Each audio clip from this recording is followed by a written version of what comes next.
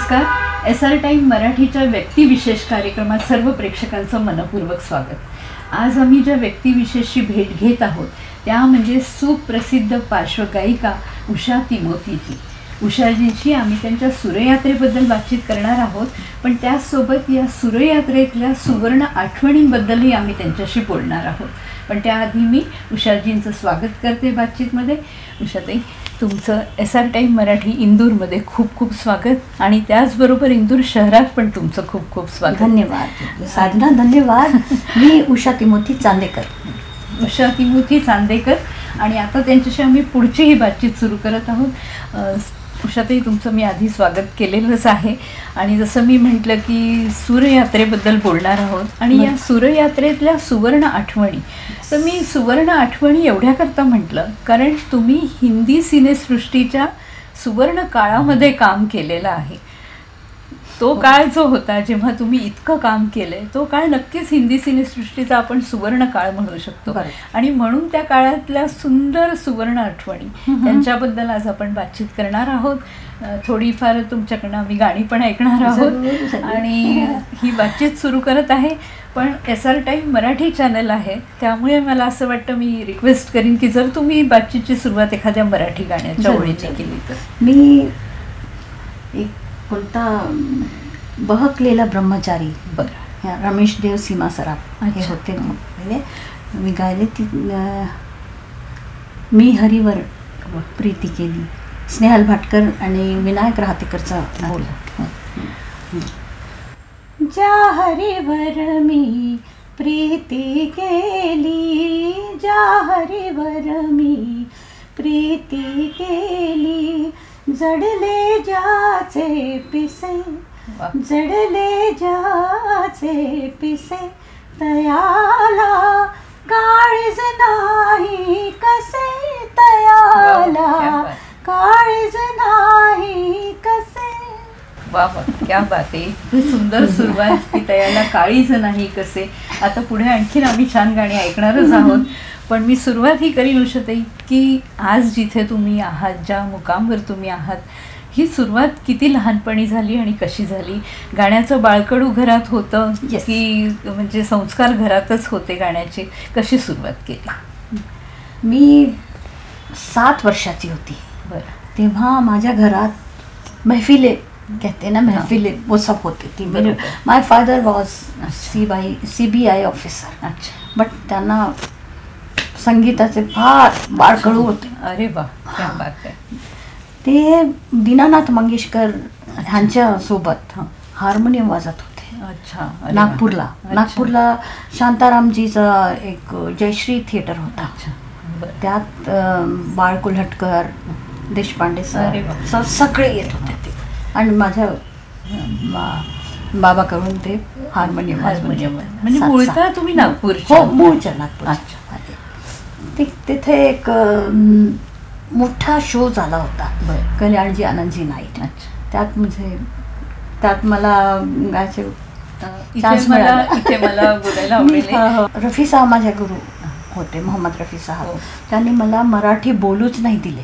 अच्छा. खाली ह्रस्व दीर्घचा फरक होता मराठी आणि हिंदीमध्ये.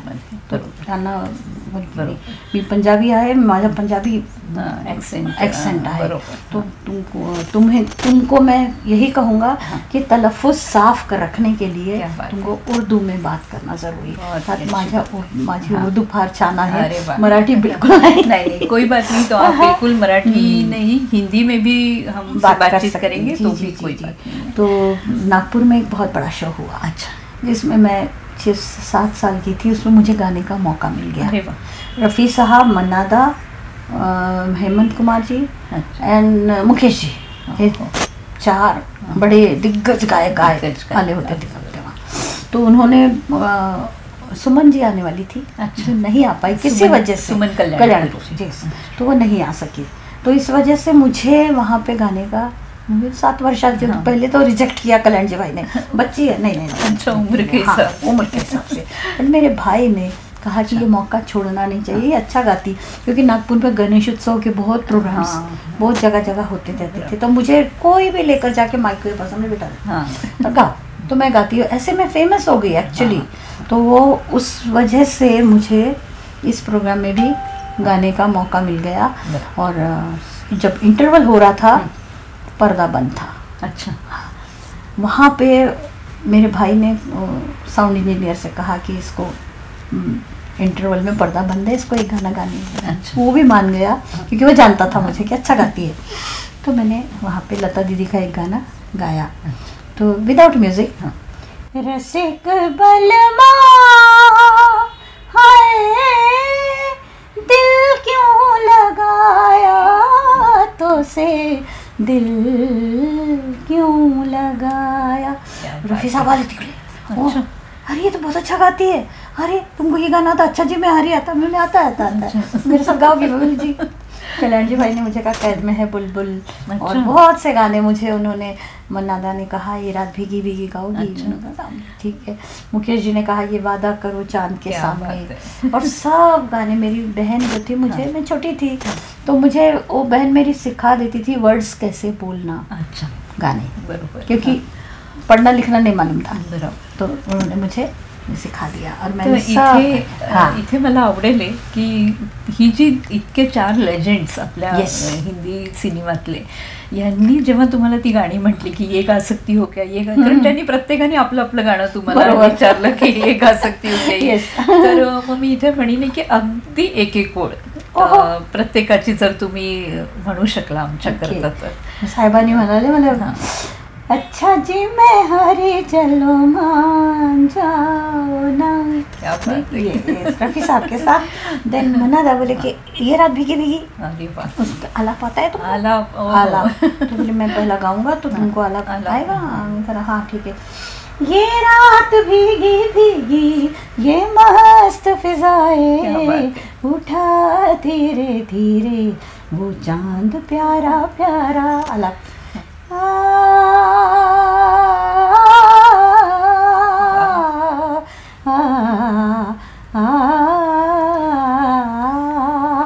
क्यों आग सी लगा के गुमसुम है चांदनी, सोने भी नहीं देता मौसम का ये इशारा। वाह क्या बात है। मुकेश जी की बारी। हाँ।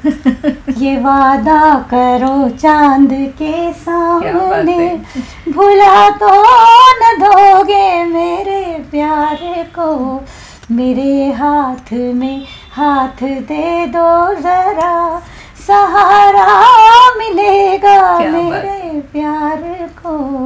हे मंदा, तुम्हें याद होगा कभी हम मिले थे, मोहब्बत की राहों में मिलके चले थे। ये सब 4 गाने। फिर कल्याण जी भाई ने कहा कैद में बुलबुल आता है।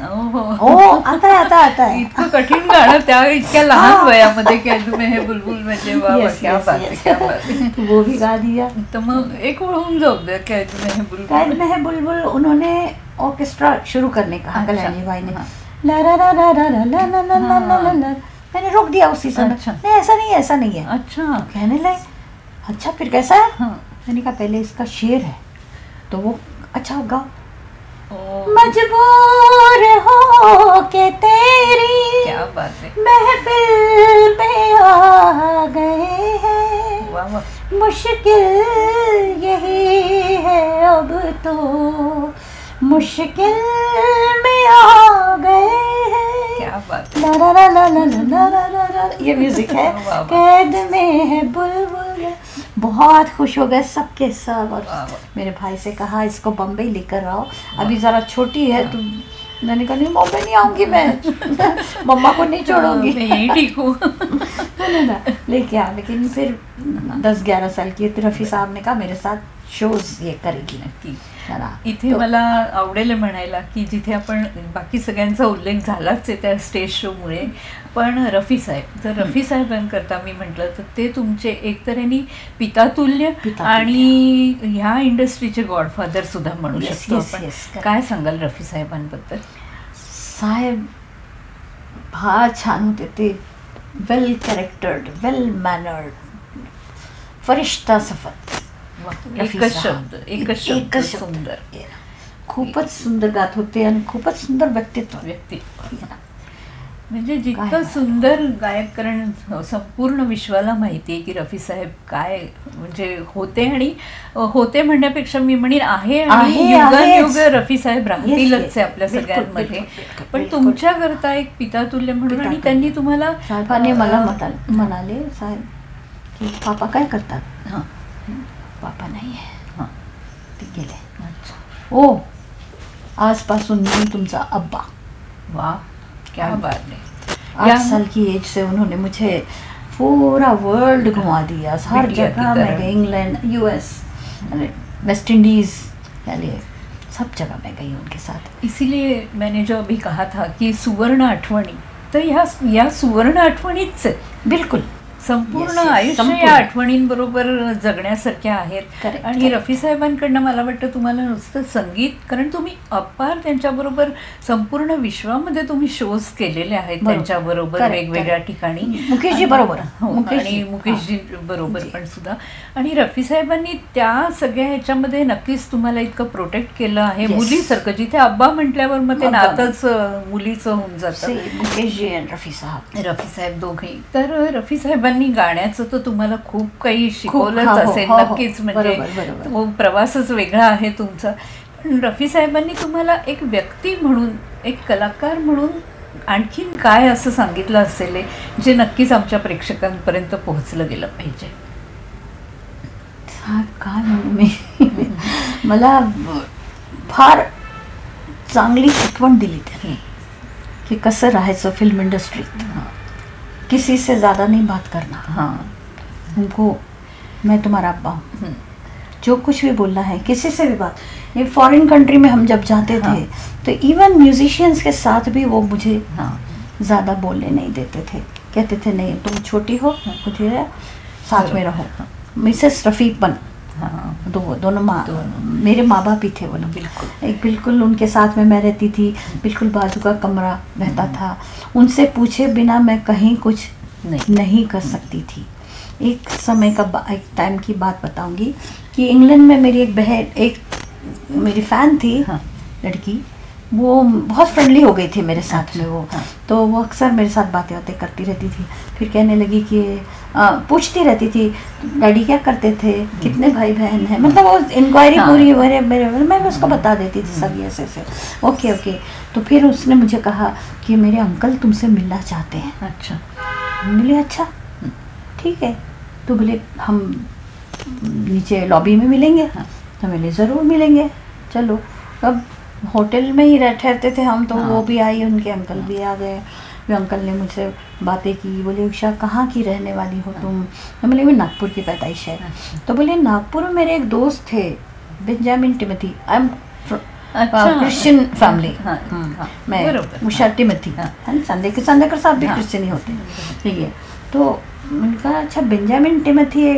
तो मैंने कहा हाँ वो मेरे पापा थे. अरे वाह, ओहो, अच्छा. फिर उन्होंने उनके दोस्तों के भी नाम लिए. ये तो मैंने कहा हाँ. तो मुझे बहुत अच्छा लगा कि मेरे फादर की अच्छे दोस्त मुझे मिले. फिर कुछ समय के बाद उन्होंने कहा कि कुछ शॉपिंग करा के देता हूँ मैं तुमको, चलोगे मेरे साथ? मैंने कहा हाँ, मैं परमिशन लेनी पड़ेगी रफ़ी साहब से. तो बोले आप उनसे बात कीजिए. वो आए, साहब से मिले.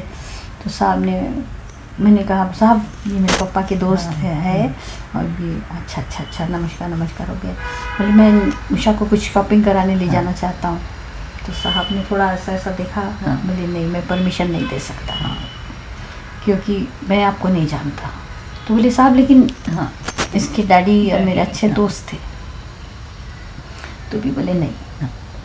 उन्होंने मुझे नहीं जाने दिया. और फिर यही हुआ कि मुझे बहुत गुस्सा आया. अच्छा. बहुत नाराज़ हो गई रफ़ी साहब से मैं कि मुझे आपने कहीं नहीं जाने देते. वो तो छोटे जब रहे ना तो शॉपिंग का क्रेज इसलिए मुझे कुछ नहीं मिला शॉपिंग के लिए.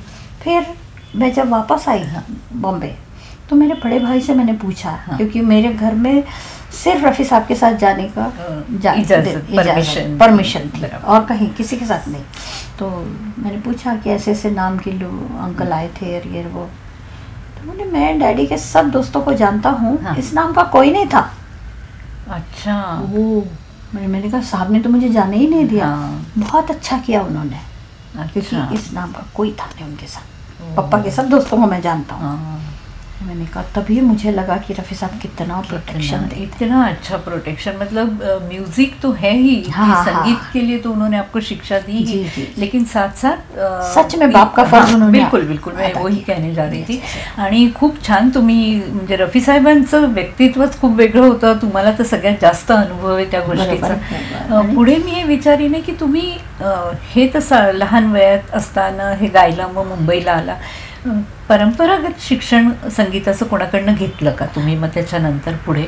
पहिल्यांदा तर मी माझ्या भावाकडून, ते एक्सपर्ट होते क्लासिकल में. अच्छा. तो मधुसूदन तिमोथी त्यांचा नाम. अच्छा. 3 साल की उम्र से. फिर उसके बाद मैंने पंडित लक्ष्मण प्रसाद जयपुर वाले, अरे वाह, उनसे सीखा क्लासिकल. फिर उनके साथ बाद में पंडित शिवराम जी से सीखा. अच्छा. फिर निर्मला जी जो गोविंदा जी की मम्मी है, उनसे टप्पा ठुमरी, उनसे सीखा मैंने. ठुमरी गायिका निर्मला देवी आपण त्यांच्याकडे ते भैरवी ठुमरी में गायलं होतं. तेव्हा 13-14 वर्षाची होती मैं. अच्छा. तब एक कंपटीशन में मैंने भाग लिया था. कांग्रेस गवर्नमेंट का वो प्रोग्राम था. अच्छा. जी 10 ईयर्स में 10 साल में एक बार होता था. अच्छा. और उसमें मैं छोटी थी. अच्छा. लेकिन मुझे एंट्री थोड़ा सा बढ़ा के जी एज बढ़ा गाने का मुझे मौका मिल गया, और उसमें मैं फर्स्ट आई. अरे वाह, मेरे जो जजेस जो थे, बड़े गुलाम अली खान साहब, उस्ताद आमिर खान साहब, क्या बात है, पंडित ओंकारनाथ ठाकुर, ये 3 बड़े जजेस थे जिन्होंने मुझे फर्स्ट प्राइज दिया. सारे बड़े बड़े लोगों ने, और सब जगह से एक पूरे इंडिया से एक, जैसे इंदौर शहर का एक, बॉम्बे से मैं अकेली, ऐसे हर स्टेट से एक ऐसे 5000 सिंगर्स थे. अच्छा.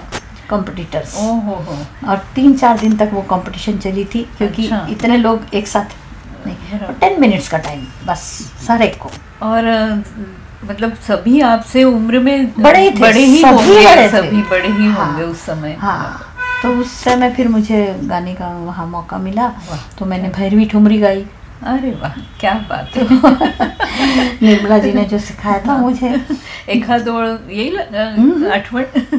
जादू भरे तोरे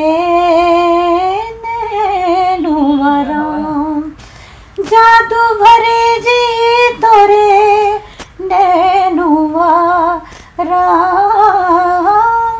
जादू भरे जी तोरे नैनवाराम. क्या जादू भरे जी तोरे नैनवाराम,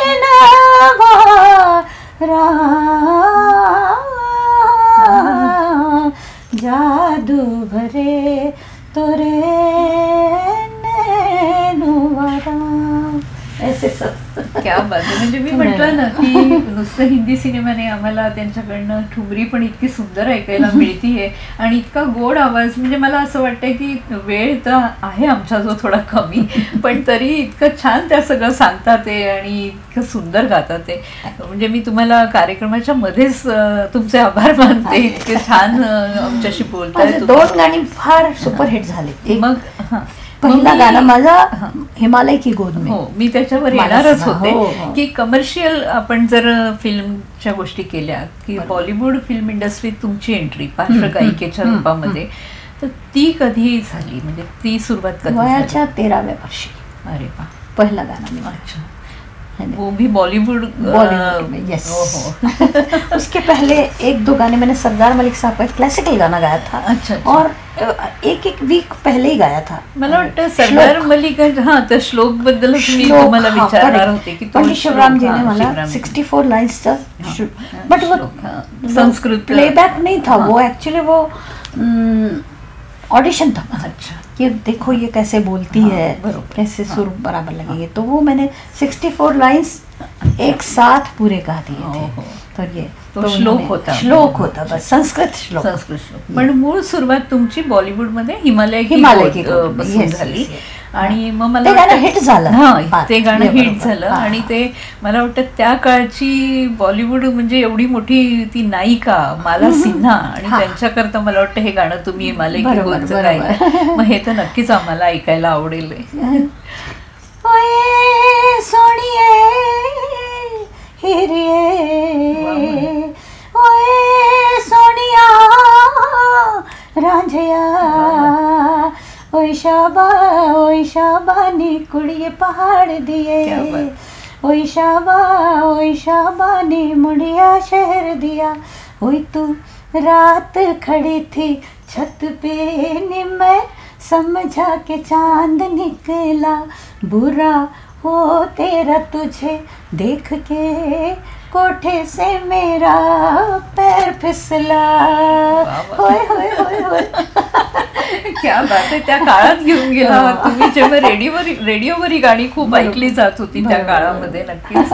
आणि इथपासून मग तुमची ती आणखीन म्हणजे बॉलिवूडची ती यात्रा आणखीन प्रशस्त होत गेली मला वाटतं.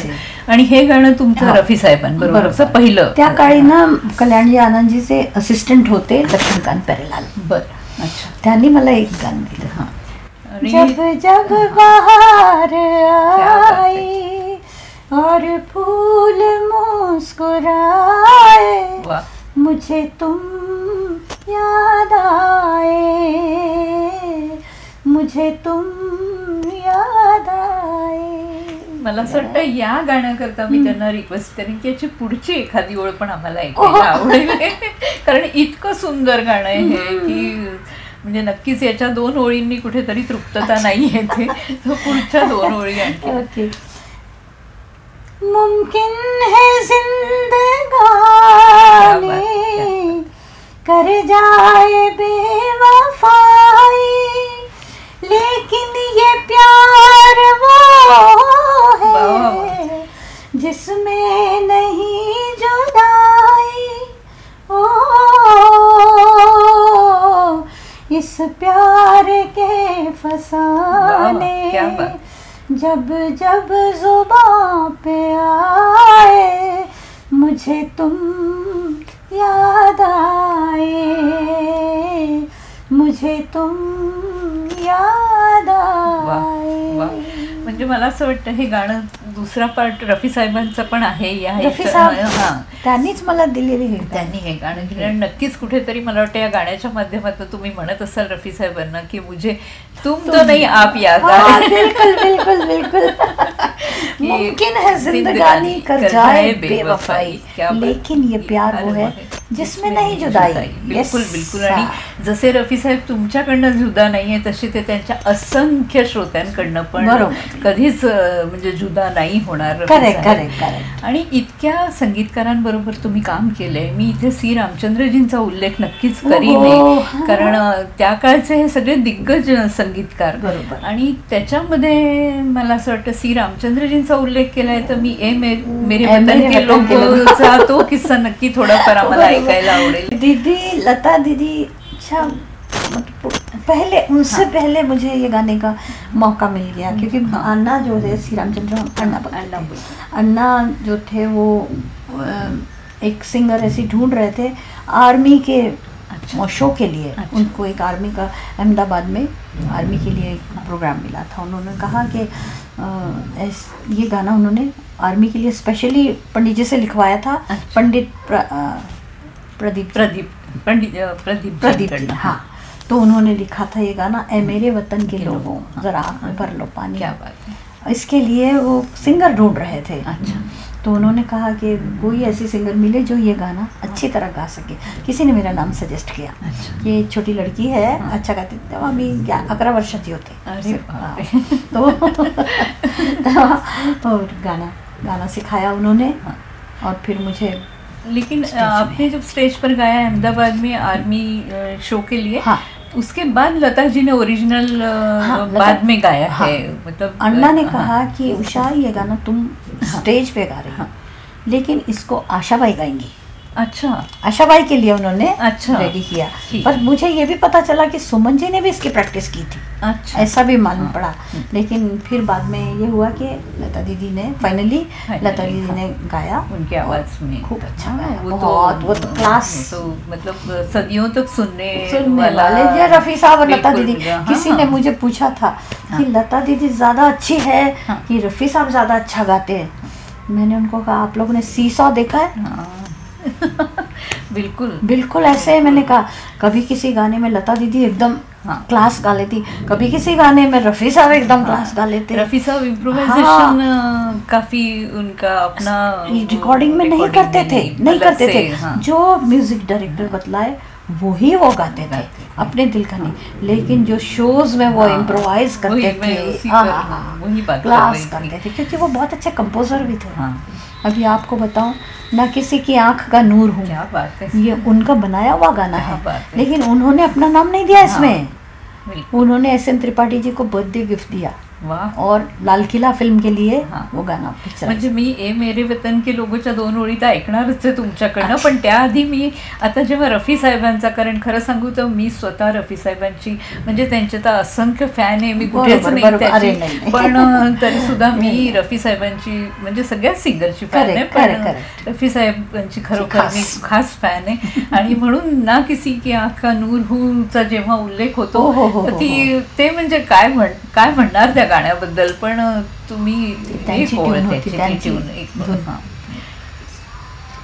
न किसी की आँख का नूर हूँ, न किसी के दिल का करार, क्या बात है, क्या बात, जो किसी के काम ना आ सके, मैं वो एक मुश्ते गुबार हूँ, न किसी के आँख का नूर हूँ। साहब रफ़ी साहब की जो श्रुतियाँ लगती थी, नूर सस्टेन नोट, सस्टेन क्लास था, क्या बात, ऐसा किसी ने भी नहीं गाया। बहुत ही म्हणजे एका याच्यात इतक्या श्रुती असतात, एका सुरामध्ये, एका सुरामध्ये 22 श्रुती असतात, त्या सगळ्या श्रुतींवर त्यांची म्हणजे इतकी पकड होती रफी साहेबांची. आणि म्हणून इमोशन्स कसं म्हणजे याच्यात मेरा रंग रूप उजड़ गया, मेरा यार मुझसे बिछड़ गया, क्या बात है, क्या बात है, इतकी सुंदर. दिन ढल जाए, दिन ढल जाए, हाय रात ना जाए, तू तो न आए, तेरी याद सताए, दिन ढल जाए. काय इमोशन्स म्हणजे जसं तुम्ही म्हणाला, कोणी विचारलं की लताजी चांगल्या की रफी साहेब चांगले, त्याच्यावर मी परत येईन की दोघं संगीत क्षेत्रातले ईश्वर होते. येस. आणि देवाला आपण कुठे कम्पेअर करतो की हा देव चांगला आहे की तो देव चांगला आहे, ते देवत्वच आहे. करेक्ट, ते देव आहे संगीत क्षेत्रातले, म्हणजे संगीताचे देवच आहेत ते दोघे. पत्ता पत्ता बूटा बूटा, हाल हमारा जाने, पत्ता पत्ता बूटा सुना, बूटा बूटा. लता दी क्लास वो लता दी तो क्लास है ही, लेकिन त्या बूटा शब्दाला तुम्ही आता जायनी गायला आहात ना, म्हणजे त्याची सुद्धा मला इथेशी म्हणजे माझी एवढी हे नाही प्रशंसा करण्यासारखी, पण इतकं सुंदर अगदी स्पॉन्टेनियस तुम्ही तो हे केला आहे आता सुद्धा गायला आहात, म्हणजे तर हे कलाकाराला आतूनच येणारं फिलिंग आहे. म्हणजे मतलब मैं बहुत ज़्यादा फैन हूँ लता दीदी और रफी साहब, मैं उनको ही सुनती हूँ और किसी को इतना नहीं सुना इतना, पर आशा जी भी कमाल है. आशा भाई भी काय जीव लगा राहिले रे दूर घर माझे, पाऊल थकले माथ्यावरचे जड झाले ओझे, जीव लगा जीव लगा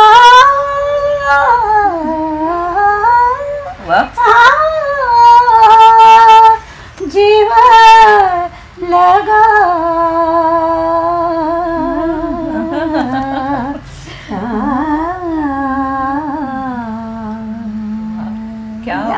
क्या बात, संगीताची पर्वणी आज आमच्याकरता इथेची.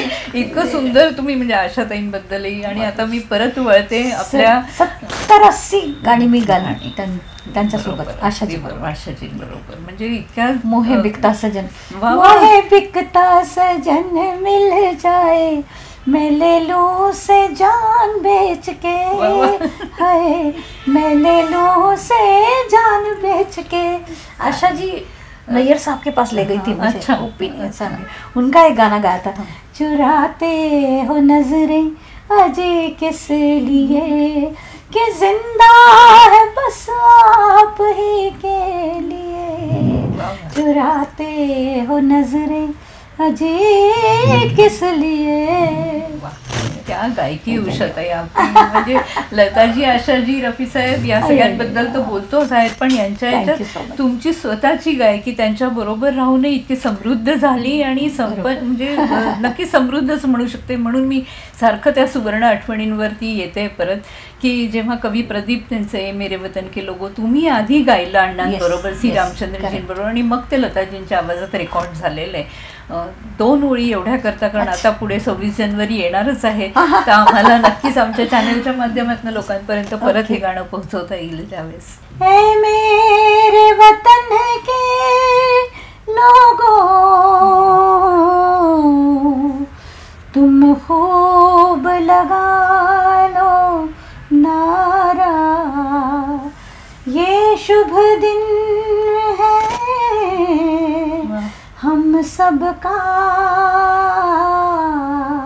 लहरा लो तिरंगा प्यारा, पर मत भूलो सीमा पर वीरों ने प्राण गवाए, कुछ याद उन्हें भी कर लो, कुछ याद उन्हें भी कर लो,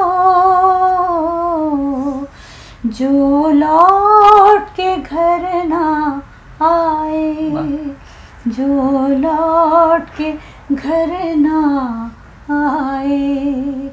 है मेरे वतन के लोगों जरा आँख में भर लो पानी, जो शहीद हुए हैं उनकी जरा याद करो कुर्बानी. क्या बात आहे, क्या बात आहे. म्हणजे नक्कीच डोळ्यात पाणी आणणारं हे गाणं देशभक्तीचं प्रत्येक व्यक्तीच्या अगदी तितकंच जवळ आहे. म्हणजे आणि मला इथे परत एकदा सांगायला आवडेल की सी रामचंद्रजी, ज्यांना उषाजी अण्णा म्हणत होत्या, त्यांनी एका कार्यक्रमाकरता आधी हे गाणं यांच्याकडनं गाऊन घेतलं होतं, नंतर लताजींनी ते गाणं मग रेकॉर्ड केलेलं आहे. तर नक्कीच या इतक्या सुंदर गाण्याकरता तो तुम्हाला त्या काळात म्हणजे बधाईच म्हणू शकतो आपण त्या काळामध्ये, की इतकं सुंदर तुम्हाला मिळालं हे गाणं. आणि आता जर मी म्हटलं की तुम्ही त्या काळातल्या समकालीन त्यांनी पण वरिष्ठ गायिकांबरोबर सुद्धा काम केलंय, तर इथे मी नक्कीच शमशाद बेगम त्यांचा उनका जिक्र भी यहाँ पर मैं कर रही हूँ कि शमशाद जी के साथ आपकी क्या यादें हैं. शमशाद जी के साथ मैंने 4-5 गाने गाए. अच्छा. एक गाना था जो हमने फिल्म मुजरिम कौन खूनी कौन के लिए कव्वाली गाई थी. अच्छा. ये तो वो गाना जब मैं गा रही थी, शमशाद भाई की आवाज़ तो इतनी बुलंद थी, इधर गाती तो वहाँ सुनाई देता था, उनको बहुत जोरदार आवाज़ थी उनकी, और मेरी आवाज़ तो कम, माइक चाहिए मुझे ऐसे. तो ऐसे देखा और मुझे डांट दिया जोर से. अच्छा. तू जवान है ना, मैं देख बुढ़ी हो गई हूँ, और मेरी आवाज़ देख कितनी जोरदार है, और तू तेरी आवाज़ ही निकल रही नहीं, ये कैसे जवान लड़की है तू. तो केरसी लॉर्ड करके हमारे बड़े म्यूजिशियन थे, तो उन्होंने कहा हाँ भाई क्या आप कह रहे, कहाँ आप शेरनी और कहाँ ये बकरी। उस समय तो वैसा ही होगा। फिर जब मैंने उनके साथ गाया तो एक तान थी उस गाने में, निगाहें क्या वो जो देखे ये जलवे डरे डर के, ये जलवे डरे डर के, इसमें एक तान थी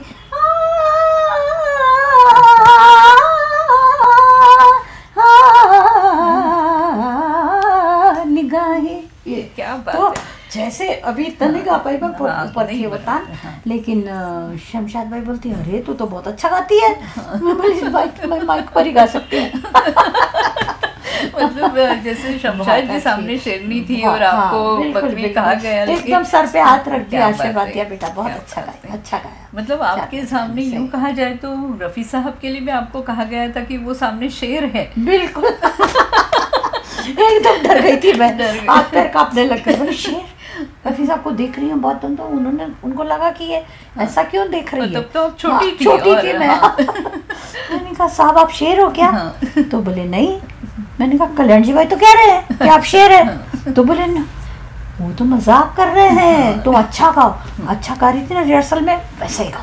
चलिए फिर आप लोगों ने सुना ही हो कैसा गाया मैंने। मतलब यहाँ ये बात भी हम जान सकते हैं कि इतने बड़े कलाकार होते हुए भी हे लोक किती डाऊन टू अर्थ होते। येस किती नम्रता, म्हणजे एका कलाकाराकरता नुसतं गाणं किंवा नाव नाही, ती नम्रता पण व्यक्तित्वात असणं पण गरजेचं आहे मला असं वाटतं. आणि नक्कीच मी असं म्हणेन की त्या लोकांना तर नाही बघितलं, त्या लोकांना भेटण्याची संधी तर नाहीच मिळाली, पण आज त्यांच्याबरोबर इतकं काम केलेल्या उषाजींना जेव्हा आम्ही भेटतोय, उषाजींचे पण तेच संस्कार, तीच नम्रता आणि तीच गायकी, तर नक्कीच खूप छान वाटतंय उषाजी तुमच्याशी बोलून.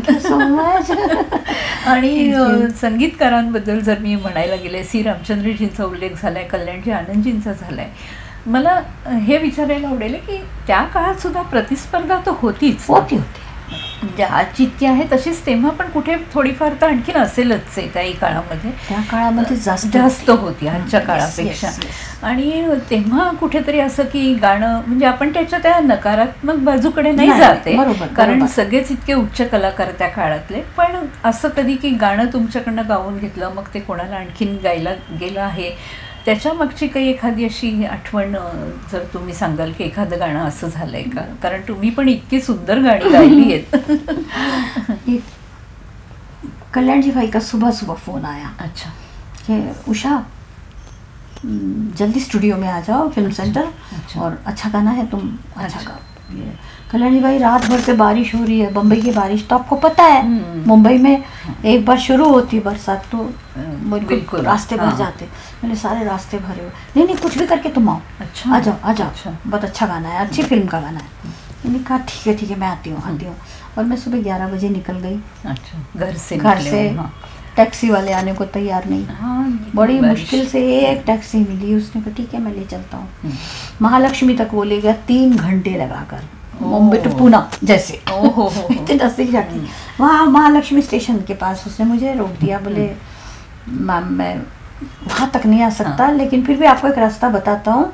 यहाँ से एक गली जाती है जो फिल्म सेंटर के पास ही खत्म होती है, लेकिन पानी बहुत भरा है उधर, बहुत ज्यादा, इतना पानी. अच्छा, ये वो समय है कि जब मोबाइल या ऐसी कोई सुविधा नहीं थी. और वो 20 जुलाई, बारिश का पूरा टाइम, भर पावसाळ्याचा वेळ. तो उसमें फिर मैंने कहा ठीक है, मैंने उसको पे किया और फिर मैं पैदल चल के अपनी साड़ी पकड़ के किसी तरह से ऐसे करके जाने लगी, कहीं गटर में गिर नहीं जाऊंगी. मतलब बड़ा रिस्क लिया मैंने. इतना पानी मेरे. धीरे धीरे धीरे 2 घंटे बाद फिल्म सेंटर स्टूडियो पहुंची मैं. उषाताई ही पण तपस्या आहे गाण्याची. और जब वहाँ पहुंची तो आनंद जी भाई देखते बोलते तुम तो पूरे भीग गई, क्या गाओगी? मैंने कहा नहीं मैं गा लूंगी. 10 मिनट बाकी है, 10-15 मिनट. अच्छा. इसके बाद स्टूडियो खत्म, बंद होने वाला, टाइम शिफ्ट खत्म हो रही है. तो मैंने कहा ठीक है मैं जैसा भी गा सकती. कल्याणी भाई ने मुझे आधा ही गाना सिखाया. अच्छा. और सीधे आप स्टेज जाओ माइक पे जाओ. मतलब वो वही सिखाया गया, वही सिखाया, बोल भी वही सिखाए गए, बस झटपट मैंने लिख लिया और गा लिया. अच्छा.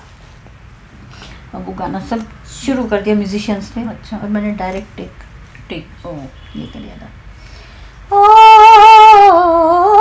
क्या बात है। जा रे जाओ हर जाई देखे तेरी दिलदारी, दिल दे कर मैं कर बैठी दिल के दुश्मन से यारी, तुझको आंखों में भर के मर गई मैं तुझ पे मर के, पत्थर की पूजा करके हारी मैं हारी, जा रे जाओ हर जाई देखी तेरी दिलदारी।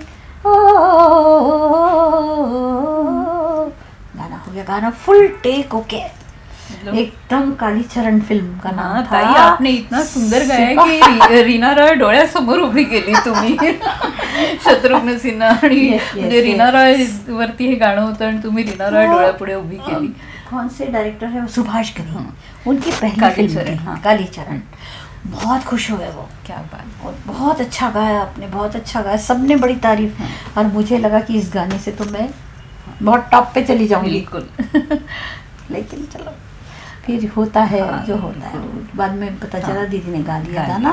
और ये लेकिन मैं इसके लिए उनको इल्ज़ाम कभी भी नहीं दूंगी, क्योंकि वो इतनी ग्रेट आर्टिस्ट थी कि उन्होंने हमेशा न्याय किया गाने के साथ, और वो मुझे उनका गाना बहुत पसंद है। म्हणजे हा प्रसंग विचारण्याच्या मागे ती नकारात्मकता किंवा त्याच्याकडे नव्हतं, खरं म्हणजे हे गाणं मला तुमच्याकडनं ऐकायचं होतं म्हणून मी हा प्रसंग इथे थोडाफार हे केला। आणि असंच मला आवडेल की किशोरदांबरोबरचं गाणं आपण जर म्हटलं तर एक तर किशोरदांवाली जी पण आठवण आहे जिथे तुम्ही गायिका म्हणून नाही, खरं तर पडद्याच्या मागची नायिका म्हणून काम केलं रेखा ॲक्ट्रेसच्या जागी, तो काय प्रसंग होता? मी शॉपिंगला गेली होती तिकडे एअर कंडिशन मार्केटमध्ये, आनंदजीभाई भेटले मला, चल चल चल ऊपर चल। अच्छा।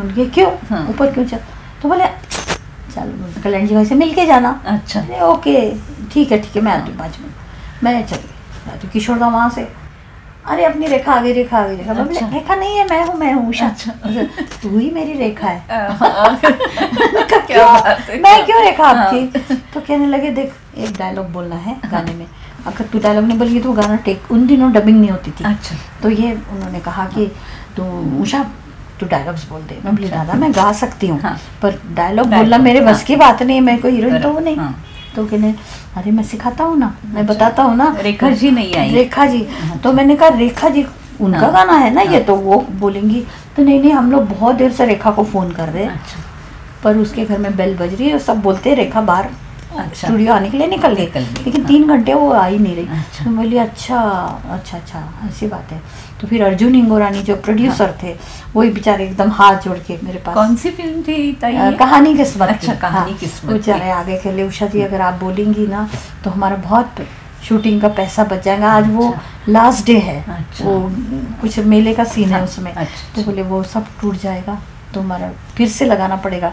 लाखों रुपए लग गए उसमें, पूरा सेट लगाने में। ये मैंने कहा अच्छा ठीक है मैं ट्राई करती हूँ कि जैसा भी मैं बोल, आप जैसा बोलेंगे वैसे बोल दो। हाँ। बस कुछ उसमें फील हो ना हो जैसा भी। तो मैंने कहा ठीक है मैं कोशिश करती हूँ, ठीक, लेकिन एक शर्त पे, आप मेरा नाम मत देना प्लीज़। अच्छा। हाँ।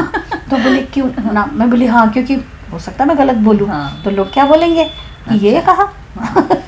इसीलिए मैंने उनको मना किया। तो बोले ठीक है हम नाम नहीं देंगे। ओके। फिर ये था सुनो ये गाना। अच्छा। अरे रफ्ता देखो आँख मेरी लड़ी है, एक कुड़ी फंस गई। अच्छा। अरे ये क्या कह रहे हो? मैंने ऐसा तो नहीं कहा था। अच्छा। ये डायलॉग फिर अलग अलग ढंग से मैंने उसको कहा, थोड़ी सी हिम्मत आ गई थी। ओफो ये क्या कह रहे हो? मैंने ऐसा तो नहीं कहा था। अच्छा। तो फिर दादा अरे पागल हो गए हो क्या? अच्छा। मैंने ऐसा तो नहीं कहा था। तो ये तीनों चीज मैंने अलग अलग बोले। अच्छा। अर्जुन इंगोरानी जी किशोरदा इतने खुश हो गए, बोले किसने कहा कि तुमको नहीं आता। बहुत अच्छा। और उन्होंने मुझे एक पैकेट में 5000 रुपीज। अच्छा। उस जमाने 73 की बात है। क्या बात है। 5000 बहुत बड़ी रकम होती थी। मैं तो इतनी खुश हो गई। अब तो मैं डायलॉग्स बोलूंगी। एक नया काम शुरू करें। क्या बात है। अब क्या रफी साहब ने सुना। अच्छा। कहने लगे तुमने डायलॉग बोले ना किशोर के साथ, नहीं साहब मैंने नहीं कहा। ये आवाज मैं बचपन से सुन रहा हूँ। हाँ हाँ, वहाँ छुपाने की तो वही छुप ही नहीं तुम्हारी आवाज तो ये। तो कहने लगे बेटा तुमने बहुत अच्छा बोला, अभी तुमने नाम क्यों नहीं दिया? थोड़ा भी काम करो ना इंडस्ट्री में तो अपना नाम जरूर देना। नाम से काम मिलता है, काम से नाम मिलता है। बिल्कुल। क्या बात है, थैंक यू सो मच। क्या बात है। मतलब वो जो गाने में यूं देखा जाए लगता है कि रेखा जी ने कहा है कि अरे ये क्या कर रहे हो वाली जो लाइन्स है, तो मैंने ऐसा तो नहीं कहा था। तो वो रेखा जी की जगह आपकी आवाज है, मेरी आवाज है। अच्छा, क्या बात आहे. पहा म्हणजे कुठेतरी एवढ्या मोठ्या कलाकाराशी जेव्हा बातचीत करतो आपण तेव्हा एवढ्या छोट्या छोट्या गोष्टी ज्या माहीत नसतात त्या पण कुठेतरी या बातचीतच्या माध्यमातून लोकांपर्यंत पोहोचतात असं मला वाटतं. आणि उषाताई इतकं छान तुम्ही आमच्याशी आज सगळं बोलला आहात, एवढा वेळ दिला आहे. पण आता मी म्हणेन की 24 डिसेंबर रफी साहेबांचा वाढदिवस, तो दिवस म्हणजे या सृष्टीमध्ये संगीत क्षेत्राकरता इतकं सुंदर व्यक्तीचं या धर्तीवर पदार्पण आपण म्हणू शकतो. तर रफी साहेबांच्या त्या वाढदिवसाला डेडिकेट असं एखादं गाणं तुम्ही आमच्या प्रेक्षकांकरता म्हणाल का? तुम मुझे यूं भुला न पाओगे, हाँ तुम मुझे यूं भुला न पाओगे, जब कभी भी सुनोगे गीत मेरे, संग संग तुम भी गुनगुनाओगे, हाँ तुम मुझे यूं. क्या बात है. मग एक ओळ दिल का सुना, दिल का सोना साज तराना ढूंढेगा, तीर निगाहे नाज निशाना ढूंढेगा, मुझको मेरे बाद जमाना ढूंढेगा, दिल का सोना साज तराना ढूंढेगा. वाह वाह, क्या बात आहे. म्हणजे उषाताईंची ही बातचीत कुठेतरी येणाऱ्या म्हणजे रफी साहेबांचा 24 डिसेंबरला वाढदिवस असतो, तर ही एक तऱ्हेने उषाताईंकडनं SR टाइम मराठीच्या माध्यमातून त्यांना एक स्वरांजली पण झाली आहे आज इथेशी. आणि उषाताई एवढा वेळ दिलाय, जाता जाता आजच्या युवा पिढीकरता जे संगीत क्षेत्रात येणार काही छोटासा संदेश तुम्ही जर आमच्या चॅनलच्या माध्यमातून देऊ शकलात तर. आजच्या पिढीसाठी काय म्हणू, रियाज, ओनली रियाज, मेहनत, एक एक मुर्की सही, सुर बराबर लगे, ताल बराबर लगे, विथ फीलिंग्स. क्या बात. हर एक गाने की फील जो है उसके बिना गाना नहीं है. और स्पेशली जितने भी लोगों ने, जितने भी संगीत लोगों ने विशारद किया हुआ है, जिन्होंने क्लासिकल म्यूज़िक किया हुआ है, वो ताने पलटे वो सब किया ज़रूर है, वो कंप्लीट करते हैं, लेकिन बॉलीवुड सॉन्ग फील पर डिपेंड करता है. अच्छा. यस. जैसे कोई भी गाना देखो आप, किस गाने की बात करूँ मैं, जैसे दीदी का गाना है ये मुलाकात एक बहाना है, प्यार का सिलसिला पुराना है, ये मुलाकात एक बहाना है, धड़कने धड़कनों में खो जाए, धड़कने धड़कनों में खो जाए, दिल को दिल के करीब लाना है.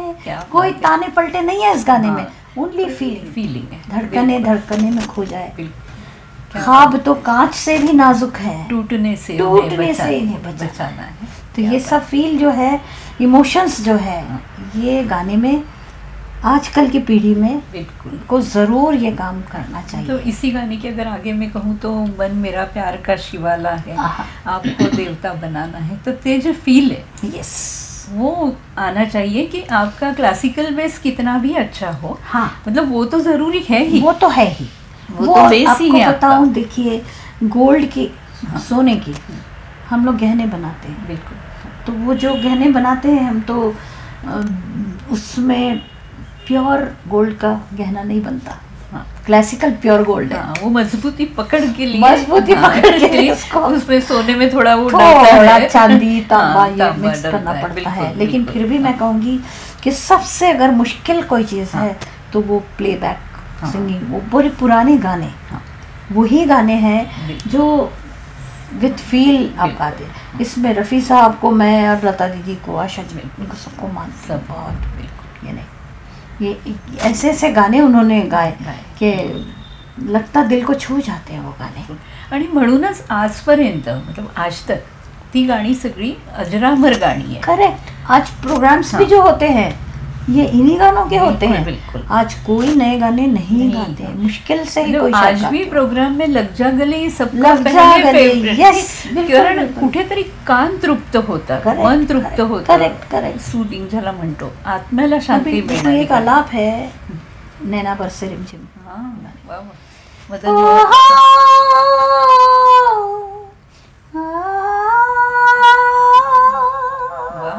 क्या बात है।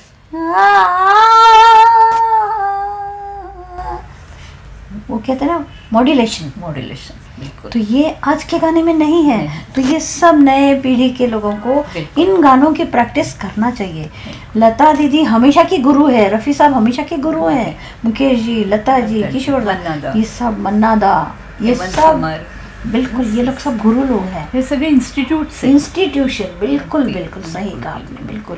तो इनको जितना आप सुनेंगे, जितना अंदर डालेंगे, हाँ कॉपी नहीं करना है, उनकी आवाज़ की कॉपी करेंगे तो आप सेकेंडरी रह जाएंगे। मौलिकता खुद की आवाज़, खुद की आवाज़। आप मेरे गाने सुनेंगे तो ना मेरे आवाज़ ना लता दीदी से मिलती, ना आशा दीदी से मिलती, लेकिन मेरी अपनी खुद की आवाज़ है जिससे मैं पहचानी जाती। हाँ वो अलग बात है कि मुझे मौके कम मिले क्योंकि दिग्गज गायिकाएँ थी। बिल्कुल बिल्कुल। उसमें भी कल्याण जी भाई को मैं नमन करती हूँ कि उन्होंने मुझे नहीं, लेकिन मौके कम मिले, लेकिन आपने जो काम किया है जी, जी, वो भी उतना ही उसी लेवल का काम हुआ है, उतने ही आपने इतने गाने गाए हैं, वो भी आज उतने ही प्रसिद्ध गाने हैं। और आपने अन्य भाषाओं में भी गाया है, हिंदी के अलावा कम से कम 5000 गाने मैंने गाए।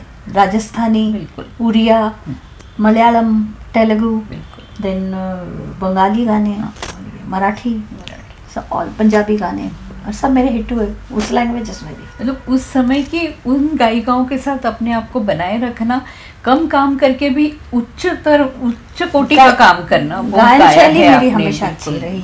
और मैं बहुत मैं आई एम क्रिश्चियन, मैं जीसस क्राइस्ट को बहुत थैंक्स करती हूँ कि उन्होंने मुझे इतना अच्छा 6 साल की उम्र में, किसको रफ़ी साहब मिलते कि मुझे मिल दिया। और सिर्फ 6 साल की उम्र में नहीं मिले हैं, वो 6 साल की उम्र से जब तक रफ़ी साहब गाने के क्षेत्र में काम करते रहे हैं इस धरती पर, तब तक आपको उनका सानिध्य मिला है, आपको उनका साथ मिला है।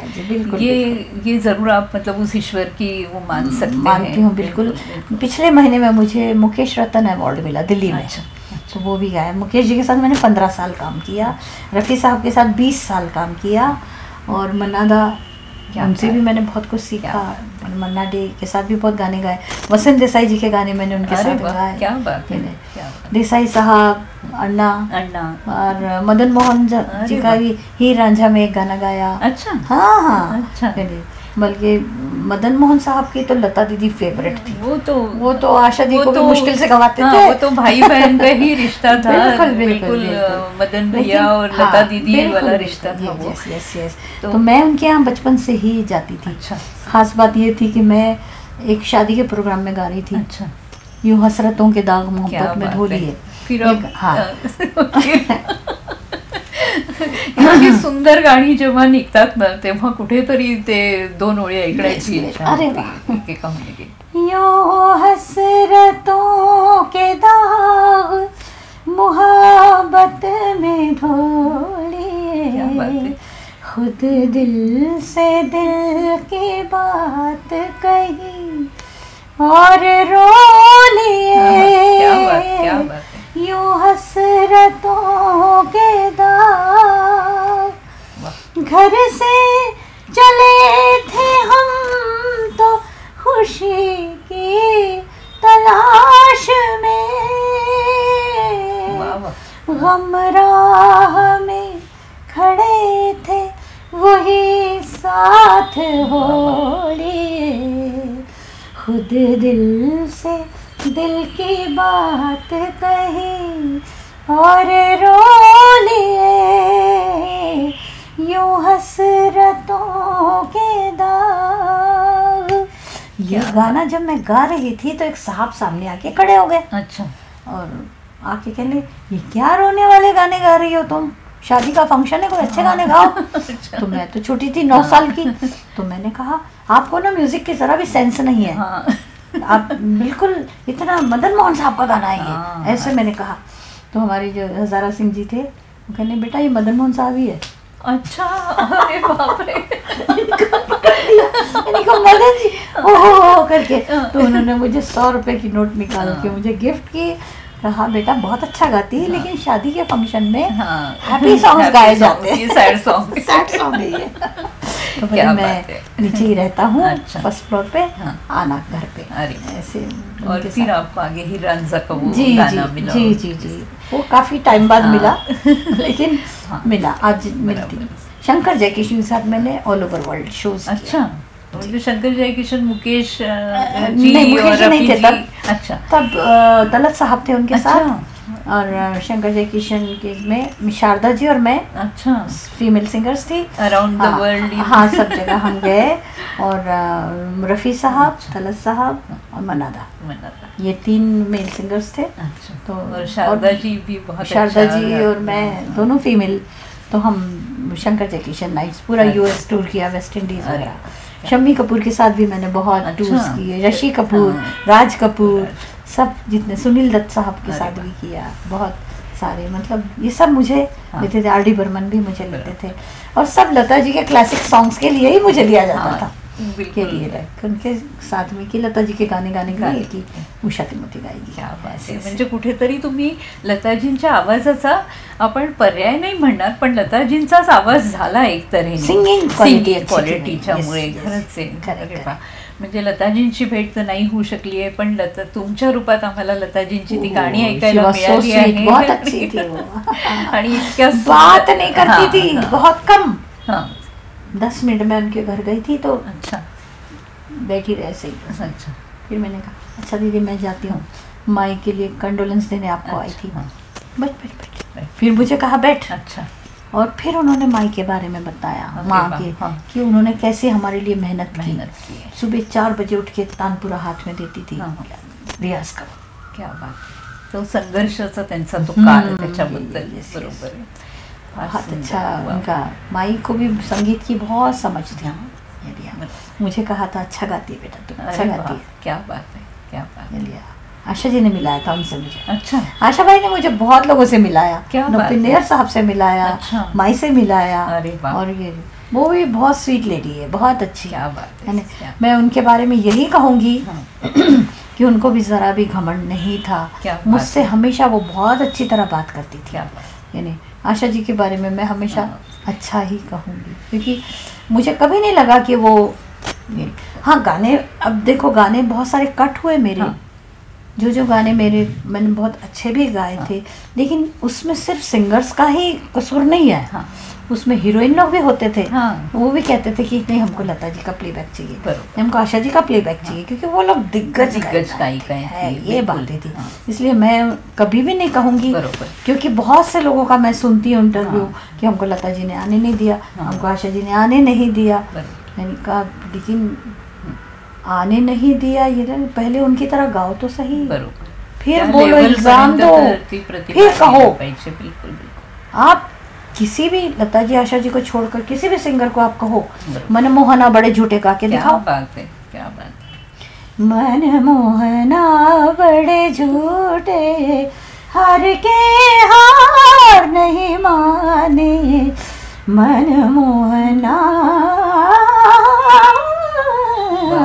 मोहना, ये आप गाओ फिर बोलो कि अब हमको काटा। बिल्कुल, आप गाते ही नहीं हो ऐसा गाना, शंकर जी आपको ये गाना क्यों गवाएंगे? बिल्कुल सही है क्या? ये तो बात है। तो मैं तो कभी भी अच्छे आर्टिस्ट को इल्ज़ाम नहीं दूंगी, बिल्कुल भी नहीं देती हूँ। मैं हमेशा कहती हूँ, जबकि मैं बताऊँ लता जी के मौत की खबर जब मैंने सुनी तो शायद मेरे जितना कोई नहीं रोया होगा। मैंने उनका फ्यूनरल नहीं देखा, देखा ही नहीं, देख ही नहीं पा रहे, मैं देख ही नहीं पाई। और मैं मेरे बेटे को पकड़ कर मैं इतना रोई हूँ कि जैसे मेरी अपनी बहन चली गई। क्या इतना मुझे दुख हुआ था, क्योंकि मेरा उनका रिश्ता सिंगिंग से था। हाँ, मेरा रफ़ी साहब का रिश्ता सिंगिंग से था। बिल्कुल बिल्कुल, रूहानी गायकी, रूहानी गायकी। वाह, जितना तारीफ करो उतना कम, निशब्द होण्याची परिस्थिती। Yes, correct. ये रफ़ी साहब को, आशा जी को, मुकेश जी को, लता जी को मैं बहुत शत शत नमन। क्या सुंदर। आणि तुम्ही त्यांच्या सानिध्यात काम केलंय म्हणून तुम्ही त्यांना शतशत नमन करता आहे। आमच्याही सगळ्यांकडनं ते नमन आहेच आहे, पण उषाताई एवढा वेळ देऊन इतकं सहज, म्हणजे इतकं सहज व्यक्तित्व आज जे मी इथे पाहते आहे, इतकी छान तुम्ही बातचीत केली आहे, तर आम्ही तुम्हाला सुद्धा शतशत नमन आहे आमचं, की तुम्ही इतका छान वेळ दिला आणि तुमचा स्टेज शो पण आहे आणि इतकं छान तुम्ही आज आमच्या बरोबर ही बातचीत केली आहे। म्हणजे असं वाटतंय की दिवस कमी पडेल जर मी तुमच्याशी बोलत राहिले तर नक्कीच, कारण इतका संगीत आणि इतकी समृद्ध तुमची गायकी आहे सगळ्यांमुळे। पण तुम्ही आम्हाला एवढा वेळ दिला, आमच्याशी एवढ्या छान गप्पा मारल्या, त्याच्याकरता SR टाइम मराठी चॅनलतर्फे मी तुमचे खूप खूप आभार मानते, श्रोतांना धन्यवाद करते। थँक्यू। आता आजचा हा कार्यक्रम आम्ही इथे समाप्त करत आहोत। पुन्हा भेटूया एखाद्या नवीन कार्यक्रमात, तोपर्यंत नमस्कार।